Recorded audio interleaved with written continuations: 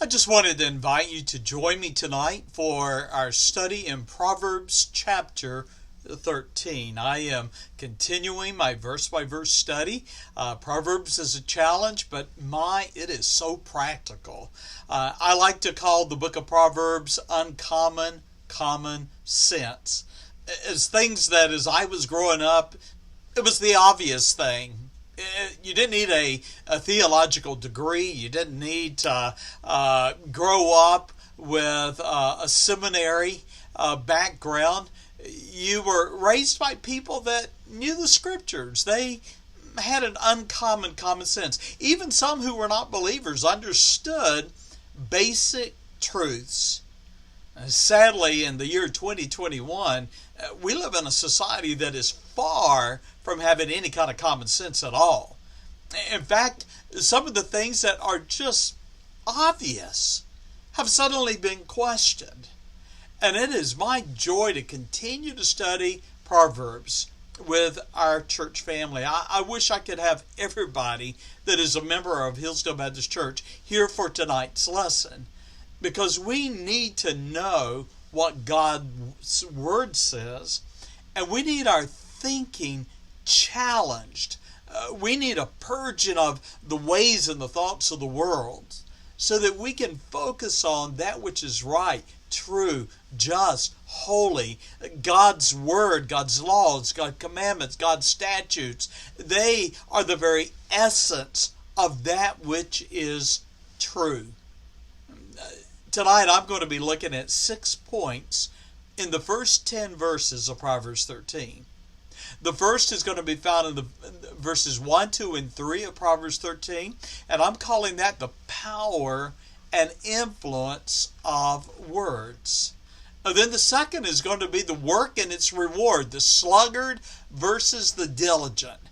We live in a world today that laziness is rewarded. There is no incentive for working hard. Why, just stay at home. The government's going to give you an unemployment check and you can get $600 a week in unemployment. Why should you go to work? Really? You do so with that mindset at the sacrifice of your joy and even your purpose of life. Solomon taught his son who would be king, Proverbs 13 and verse 4, the soul of the sluggard, and I love that word, lazy. The soul of the sluggard desireth, is always wanting, and yet hath nothing. But the soul of the diligent shall be made fat. The word fat there is shall be satisfied. I'm afraid we live in a world of sluggards and slothfulness and laziness. And the result of it is people have lost their purpose of life and they've lost their joy. The third point I'll present tonight is the moral character of a man, that it's revealed in his actions and his reactions. How do you respond to correction? How do you respond to the authorities in your life? We'll be looking at that tonight. And then the fourth thought will be the spiritual challenge of wealth and possessions. Do you know it's possible to be rich and have nothing? But it's also possible to be poor and be rich. We'll study that tonight. The fifth is going to be the children of the wicked and the children of righteousness. And the children of righteousness tend to have a long life. The children of the wicked tend to be cut off early. And then the sixth one that we'll look at tonight, and it'll be our closing point, is that pride is the root of contention and discord. Listen to this verse, Proverbs 13:10. Only by pride cometh contention. But with the well-advised, those who seek counsel, those who receive counsel, is wisdom.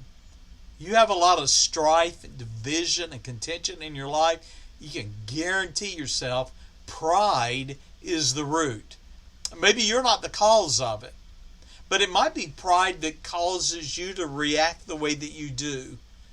But whether it's in your home, it's in your church, it's in your school, it's at work, wherever there's contention and division, you can always find the seed and the sin of pride. I hope you'll join me tonight as we study Proverbs 13. And some of the things that we see in this book of uncommon common sense is politically incorrect. Get over it. It is the truth, and it has not changed. I hope you'll join me tonight for Proverbs 13, verse 10, uncommon sense, verses 1 through 10. God bless, and I hope I'll see you tonight. Bye-bye.